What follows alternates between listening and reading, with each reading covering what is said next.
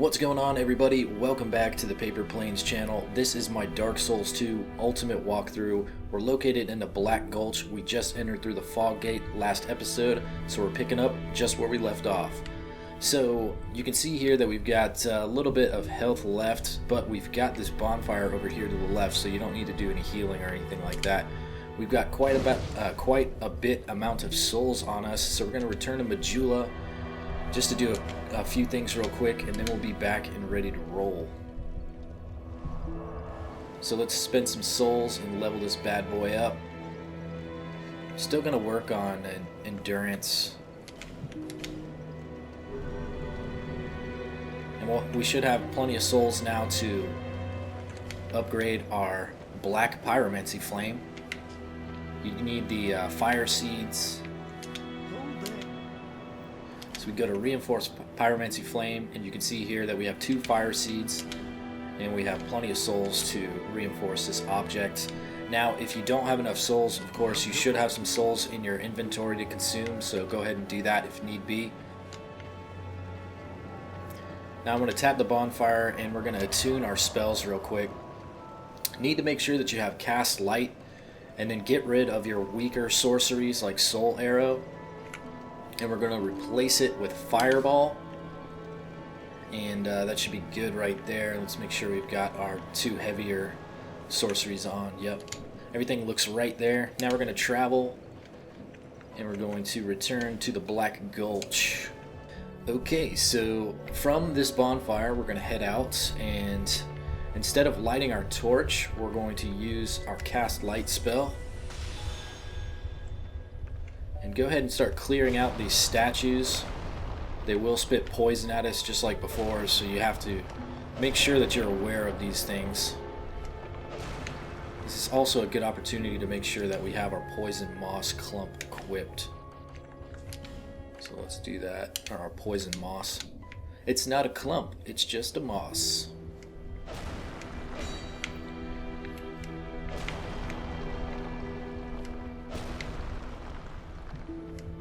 Just keep killing these guys until we get up here towards the left. And I'd say stop right about there. Now we'll come back and kill this side. Now the way that they're angled, it looks like it's going to hit you, but you should be able to get in close enough.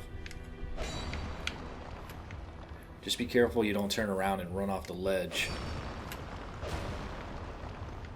Get these guys as well.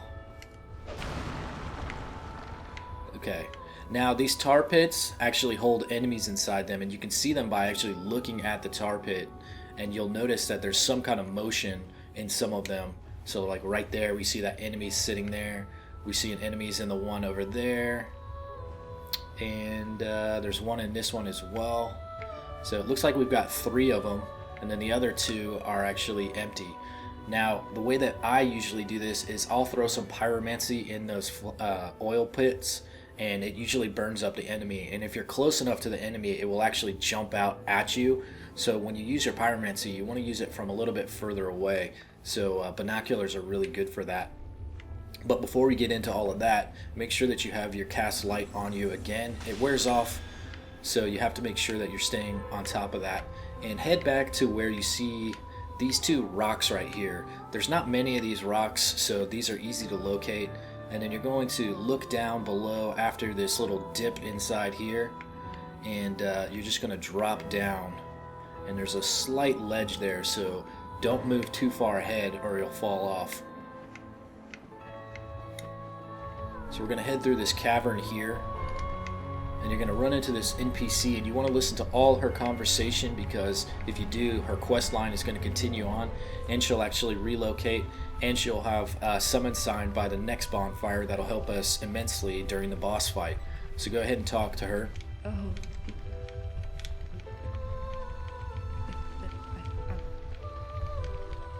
Once she starts repeating herself, you know that you're done.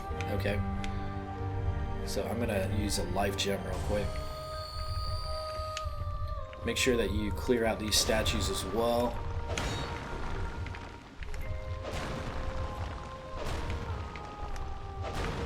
And we've got a great vantage point. Oops, I already killed that one. We've got a great vantage point up here. Being on the ledge, we can see a lot of stuff below us, and there's some good light emanating off this green glowing stuff. So down here where these pots are, don't just drop down and pick up those items just like you would suspect when you see items laying out in the open like that. There is a trap there, and it's by the way of these worms. You can see it kind of in the wall down there in the bottom right corner. You can see it poking its head out of that little hole there. And basically when you move anywhere close to that, this giant worm's going to burst out of the wall and whoop your ass. So you got to be careful about that.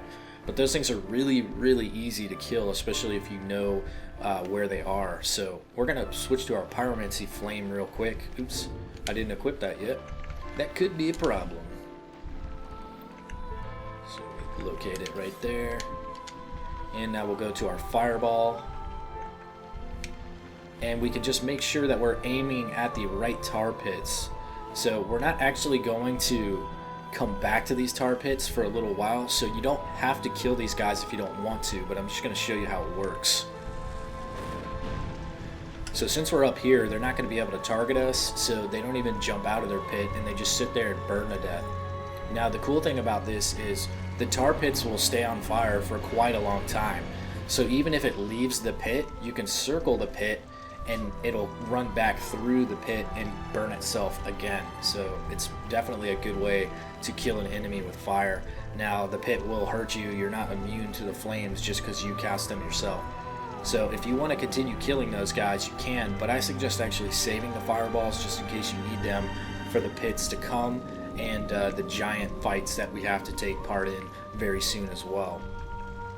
So what I'm going to do is I'm going to switch to my sword and shield and just drop down. Now when you fall down here, realize that there are some poison statues there, so kind of look at this middle spot here and realize that there's no statue right there, and then turn around and kill these guys. Well, that didn't work out so well. It's okay if you get poisoned. You can of course heal just like normal. Use your clump or your poison moss. I'm probably going to say that all the time. Hey guys, had to make a quick edit here. I realized that after I finished this episode, I forgot to pick up two very important things. So after we drop down on this ledge and take care of these enemies in the tar pit here, we're going to go into this little cave here. Now just destroy that one statue, and these other two you don't have to worry about. They don't ever fire at you. Actually, this chest actually, for whatever reason, blocks their path. Although the wooden chest that we visit later doesn't do that. So this is what we get here. We get the Shautel and the Great Magic Weapon. Now I use the sorcery, the Great Magic Weapon, quite often, so that's something that I really wanted to make sure that we grabbed, and I felt bad forgetting to include it in this episode, so I went back and cut in this edit here. So that's what this is all about. That's why my souls are at 9.99 right now, because I've already spent pretty much everything that we got in the episode that you're currently watching. So let's go to our inventory and check that new sorcery out that we got. Just look for a sword, and there it is, the Great Magic Weapon. This is 1 attunement slot, 18 intelligence required, and gives you 3 uses. And it's just what you think it is. A sorcery superior to magic weapon, reinforces weapon in other hand with intense magic, allowing for infliction of heavy magic damage. The old purist of the Melfian Magic Academy views swordsplay as a barbaric form of engagement. So this is a great thing to use, especially on boss fights. When we're using like our Haid Knight Sword, it's already got lightning damage, and then we can apply some magic damage on it as well, so it does both of those along with its physical damage. So it's just a great thing to utilize. So we can go ahead and back out of that, and now we can take a look at the weapon that we picked up, which is called the Shautel. And this is a great weapon to use to penetrate someone's shield if they're holding the shield up, whether it's a player or a monster or whatnot. You always want to use something like this to bypass someone who's just blocking the whole time. A uniquely shaped curved sword. The name of its creator is unknown, but he was clearly a true craftsman. The curved blade is designed to reach around an opponent's shield to deal damage. Use the strong attack to utilize this method. effect shield piercing. So you can see here that it's got a strength requirement of 10 and a dexterity requirement of 16. This is something that we can equip and we may use, may not. We'll just see how it plays out. So there you go, guys. We'll go ahead and exit there, and I'm going to bring you back to where we were before I inserted in this cut. That way we'll be able to pick up just where we left off. And take out this statue. And there you see the worm. Now we can just come up on it. And when it goes back into the tunnel, move back and then start hacking at its neck again. And it's just so easy. You can of course kill it with ranged attacks as well, but this is just the ultimate easy way to do it, and you don't waste any spells in the process. Now there's another one here as well, but it's the same exact process.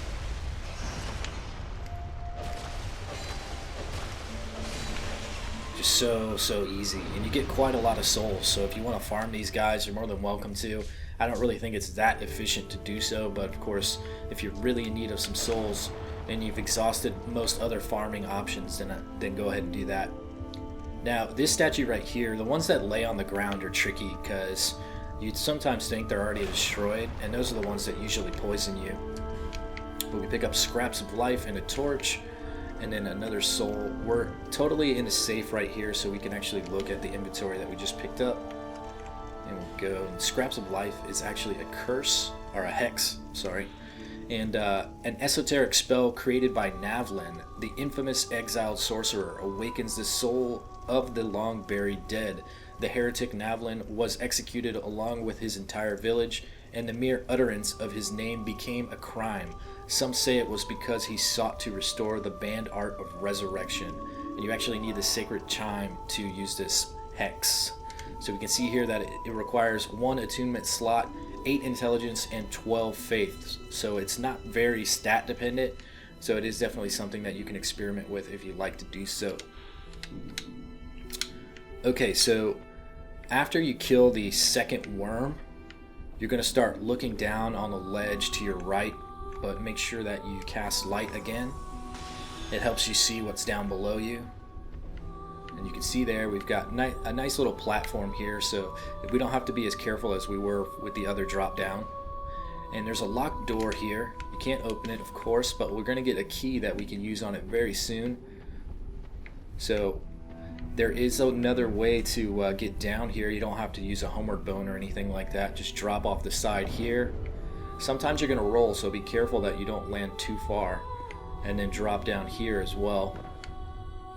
Now, before you go through this hallway, make sure that you at least have the cast light spell ready to equip, because it's really dark in here. There's absolutely no light source, and there are 2 huge giants, and they will kill you very, very, very quickly. They're actually very enormous, and they've got a lot of health, so you don't want to run in there. What we're going to do is try to isolate them one at a time, which is somewhat difficult to do, but it really doesn't mean a whole lot if both of them chase after you, because we're going to have to run back here to escape anyways. So we're going to use sorcery to kill them, and we want to cast light and then rush in there, use our binoculars, and try to get as many hits with our heaviest sorceries as we can. So do the cast light, use your great heavy soul arrow, and you can see them off in the distance. And once they start approaching, you'll get a much better view. And this guy is they have such a huge range with those hammers. So what I suggest is coming back here, they'll disengage, and then you can pursue them again and get some nice hits on them while their backs to you. Well, if you're fast enough at least. But keep going after the one that you've already damaged.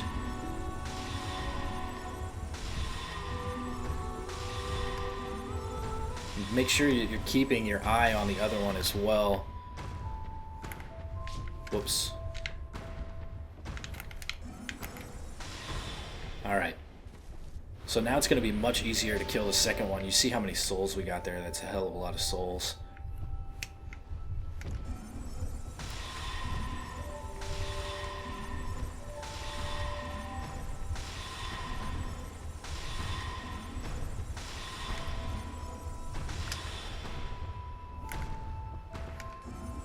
Now, even though I'm pretty far away, I'm still very much in the danger zone, so I'm going to run away just to be safe. Their attack is really powerful. It can almost one-shot you. So I'm going to cast Light. Can use a life gem just so I'm at maximum health, even though it's going to be really easy to finish this guy off. Now I can actually move forward in here and target him. Just to show you how much range. See, I just barely escaped that. And when we kill the last one, it's not one in particular. You'll get the Forgotten Key and the Soul of the Giant. And the Soul of the Giant is very helpful. The more you have, the more damage you'll do against the King. So it's definitely something that you want to hold on to. Do not consume any Soul of the Giant. Hold on to those. Now, if you're playing co-op and you've got some buddies that are helping you out, depending on how many players you've got with you, there will be more giants down here. So playing solo has its advantages in certain instances, especially when you're playing against like a boss opponent. If you have co-op or if you have an NPC that's helping you, the boss will have more hit points. So if you're fighting a relatively easy boss, you might as well just do it solo.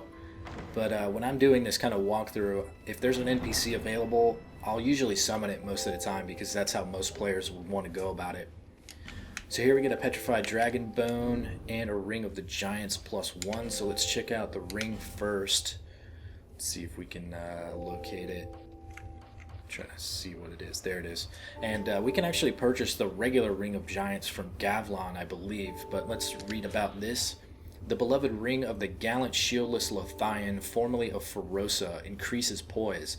Lothian was born a peasant and died a general. His determination and diligence were unmatched, especially on the battlefield, where he earned his name by choosing to fight without a shield.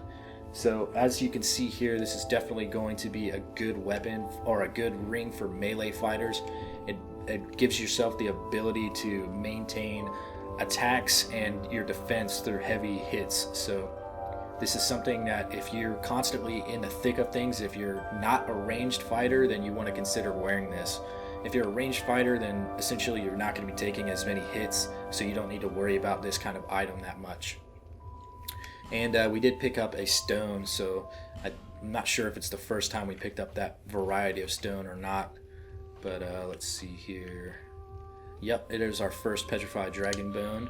A large petrified bone reinforces equipment made from special souls, commonly called Dragon Bone, but the veracity of the name is questionable. In any case, this petrified bone houses great power, and as you can see here, it is something that reinforces special equipment used from special souls, so we're going to get into that in the near future as well. Go ahead and back out of that. And we're going to go back to our cast light so we can see. And we can run around here. Now we're going to continue moving clockwise in the cave, and we're going to come up to this area here. Now there's a gap in front of these vases, so don't just try to like walk up to it or jump up to it. Crawl across the ledge here. Just face the wall and basically continue walking into the wall. Now we're going to get a talisman, I believe. Yeah, a silver talisman. And we've picked up those before. Now when you're done looting the item, we're going to walk into this cage. It's going to take us up to the top. Looking fancy. Don't worry about those statues, by the way. They can't hurt you while you're in this cage. You move too fast for that poison shit. Okay, so when we come out on the ledge here, you get a nice view of everything that's down below. We've got lots of tar pits here, but they're actually not really dangerous to us. We can drop down and avoid pretty much all of them. So the only way you're going to get into combat with the enemies in the tar pits is if you choose to do so. Now you've got this fossil here, and to the right just behind it is a little tunnel with a chest in it. We can actually see the entrance to the tunnel right there in the center of our screen, and that has a chest with a nice healing item. I'm trying to think of the name of it right now, but it's escaping me. Just a brain freeze, that's all. But you can see here that we've got some enemies right there, so pretty much if you want to go ahead and take care of them, it's totally a good idea to do so, just in case you need to wander through that part. You don't have to worry about the enemies that are so close to you at this moment. So we know that this one's safe and that one's safe. We can see off in the distance that one is a danger to us. So we're just getting the immediate ones that are in our proximity that could be a threat. Okay. Nice, nice, nice. Forgot to mention that one.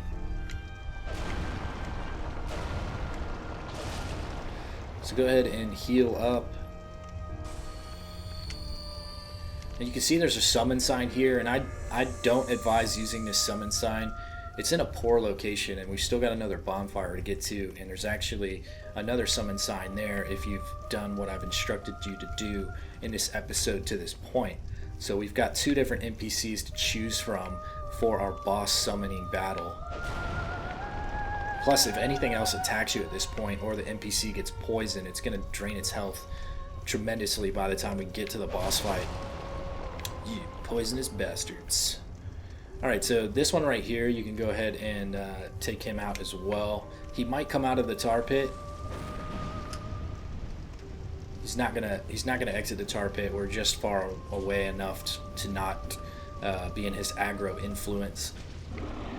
Now, if they drop a soul item in the tar pit, you just wait until the flames burn out. It takes, I don't know, maybe 2 minutes.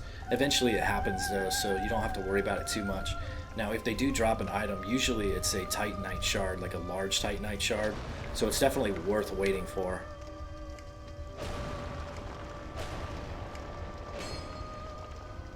Kill this. I hate these walls. Alright.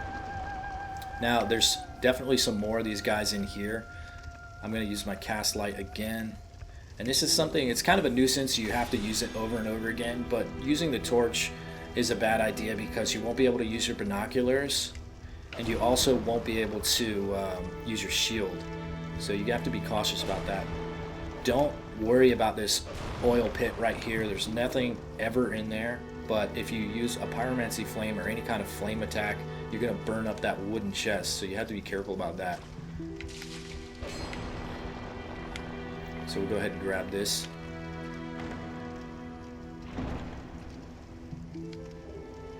Nice. Divine Blessing, that's what it was. I kept trying to remember that. Okay, so we're going to go to these barrels here, these vases. So let's make sure that we don't have any enemies in these pits waiting to jump out at us. We can see we've got one just behind the vases there. You see he's sticking his little tendril out. So we'll go ahead and take care of that guy as well.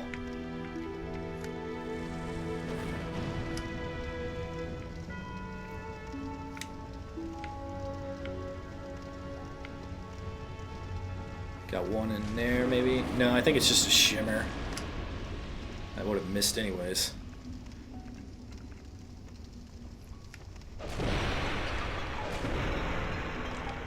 So pick up the loot. We get the Radiant Life Gem.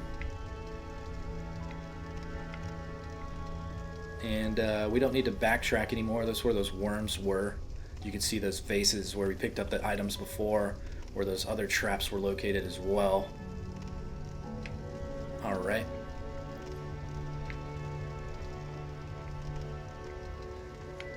So now what I'm going to do is I'm going to work my way over to this wall over here.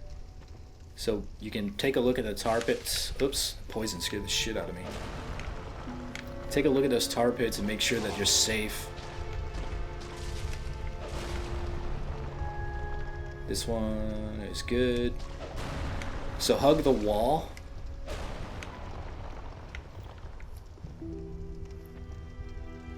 That tar pit is safe as well. Now I'm not quite certain if the enemies are always located in the same tar pit or not. I haven't really paid enough attention to know that, but I do feel like they are always in the same tar pits. So I think that those tar pits against the wall there are always going to be safe for you to navigate. And you can see here we approach our next bonfire. So you can light it. If you want to rest here, you're going to reset everything, but that's totally fine because where we're going to go after this is basically right to the boss fight, so you're not going to come across anything too dangerous, and your NPC isn't going to have to fight any like people or anything like that. The only thing that we've got to deal with is those stone statues. So it's up to you. If you feel like you don't have enough spells, like we're going to use sorcery, so I need as many great heavy soul arrows as I can.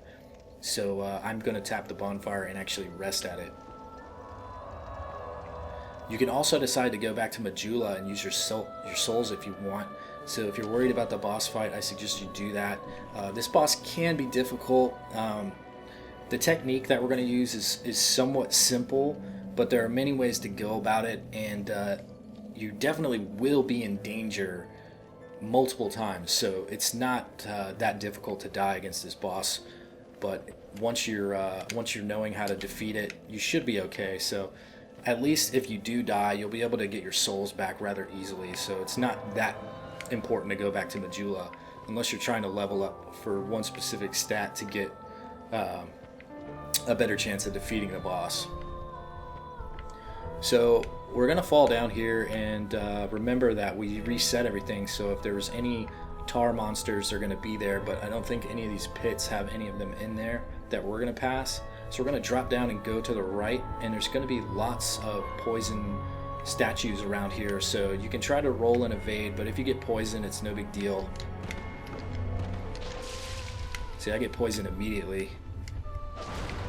The one thing that I would suggest is if you can destroy them, you might as well, because you don't want Lusatil to take poison damage either. So go ahead and heal up after you destroy them. Use your moss. And now we're going to come in the fog gate and fight the rotten. Now I'm going to use sorcery for as long as I can until Lusatil is dead. And then I'm going to switch to melee, because it's really hard to stay at range with all the fire that's around you if you're fighting the boss up front, because it's just going to follow you around the whole pit, and if you can't actually see what's behind you, you're probably going to walk in fire, and that's more dangerous than the boss itself. So you don't want to be too close to the boss if you can avoid it. So if you're just melee, then you want to be right on the boss. You want to be up on top of it and rolling towards it when you're fighting melee. And you can actually knock its arms off, so it's good to go for the cleaver arm if you want to help yourself with that. But it can regenerate as well, so if you take too long to kill it, the arm will just come back. But if you're playing like we're playing and you're following this walkthrough, then you're going to be doing sorcery. So what I suggest is to kind of hold your shield up, because you can block, and just navigate around the map until Lusatil starts attacking. Alright, so now the boss will probably focus on her, and we can start using our ranged attacks. And you're just going to cast as often as you can. The boss does pretty good damage to our allies, so they won't last very long. So this is why you just need to spam as many spells as you possibly can. It was good to see her using her shield there at least. But she's standing in the fire pit, which is not a good idea, obviously. It's kind of like Dark Souls 1 when you're fighting that...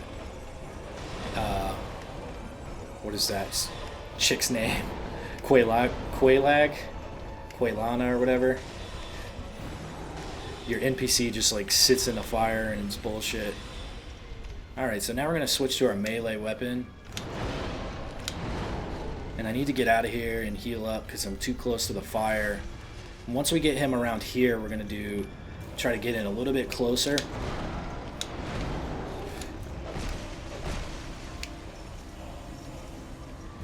I like to circle around. Now that thing, if it doesn't hit you, you can do a lot of damage to the boss.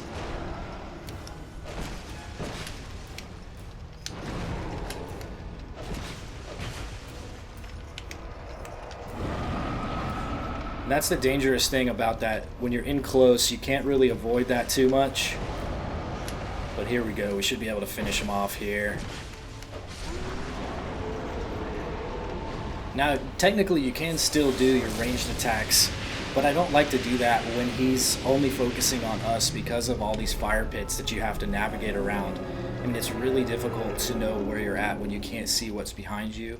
So using range isn't really what I suggest, especially how easy it is to dodge his attacks. You see, the only attack he was able to successfully hit me with was that power-up aura attack, and that's easy enough to avoid had I chose to. I know that it doesn't deal a whole lot of damage, especially if my shield's up, so it's okay to just take that damage and heal up after that. So you can see we get quite the amount of souls here, and in front of us is a fire seed, so we're going to sprint and jump to that. This of course will help us upgrade our pyromancy flame even more. Now we can heal up. And there's going to be an opening in the wall over here, over by the corner of this fire pit here. And to the right we're going to get another chest that we can loot.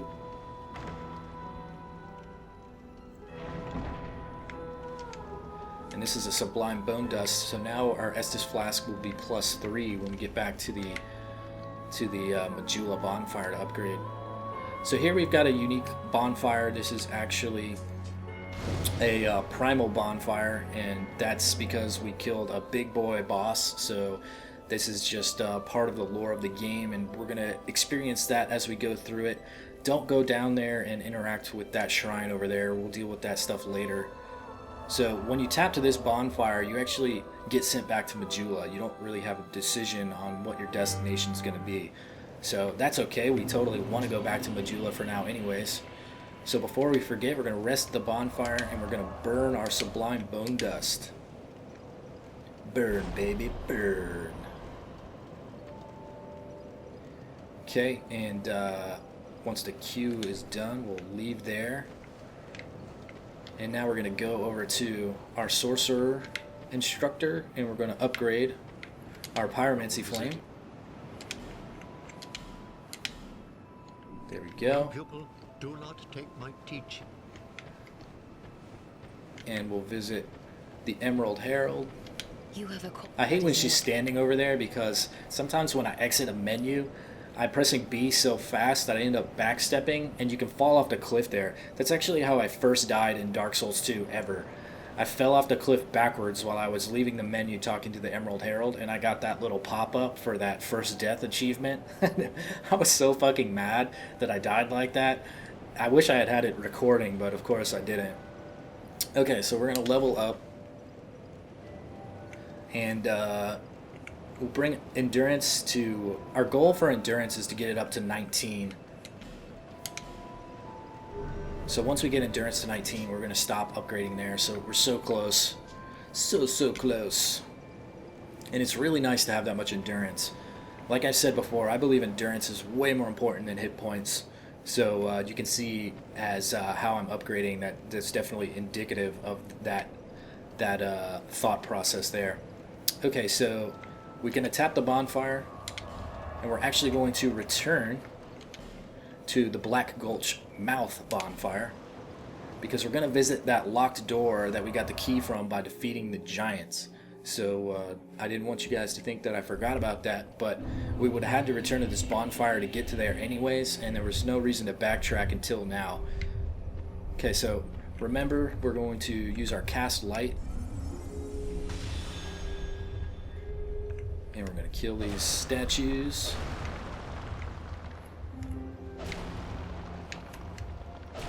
Now don't forget, the cliff or the ledge that we have to drop down is the second one. It's not the first one. So don't drop down that little one that leads us to Lusatil originally. So we have to continue on through here. Damn wall.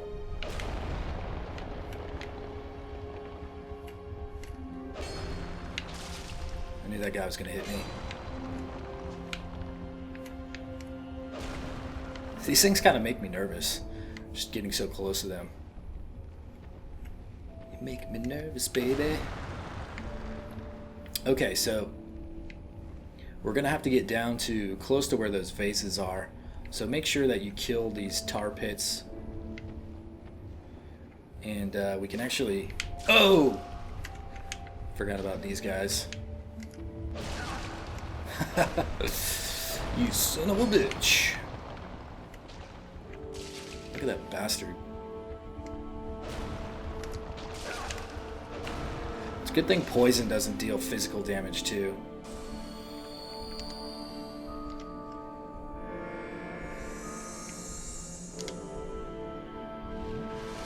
Alright, so might as well stay on that. Go to our fireball, get our binoculars out. We know that this guy is deadly. Alright, so finally one decided to join us. So all you do is hold your shield up. If he makes it out of the fire pit, just circle. He's got a really fast attack, so our camera will probably flip around if we're behind him. But they're super weak to physical damage, so you can kill them really easily. Alright, we'll be able to see. Yeah, I think it's the next two that actually have the enemies in them because they feel like the same ones every time. So now I'm going to stand behind this one. So just when he comes towards me, he's going to go right into the flame. See, they're not very bright. And then this guy right here. And he's not going to come out because we were far enough away that he didn't aggro by us. So we'll just wait for that one to die. Alright. Remember to kill this. Kill this. And now you don't have to do combat with the worms to actually get to this point that we're going to. So go to our cast light. Make sure that you're facing away from the cliff before you cast light, because you can just walk down on accident when you're casting. You can see the ledge below there, so all we're going to do is just sprint off. Just make sure that you line it up right. It's really annoying to die something like that. So we'll open up this door here. The Forgotten Key. Now this is the I think his name's Grandal, and he is pertinent to the Dark Pilgrim Covenant. So just exhaust all conversation options with him. I think he's only got two speech patterns to go through. And once you're done with that, we're going to use our Homeward Bone.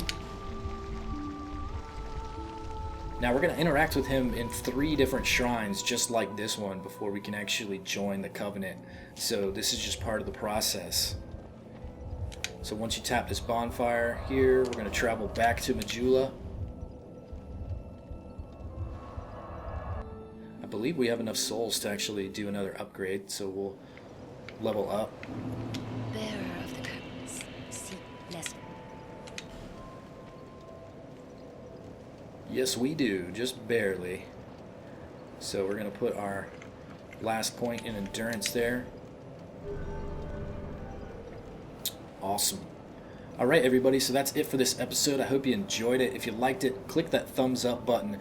Be sure to follow me on Twitch if you haven't already. I just signed up and I'm going to do some live streams sooner than later, and that's just twitch.tv/paperplanes channel.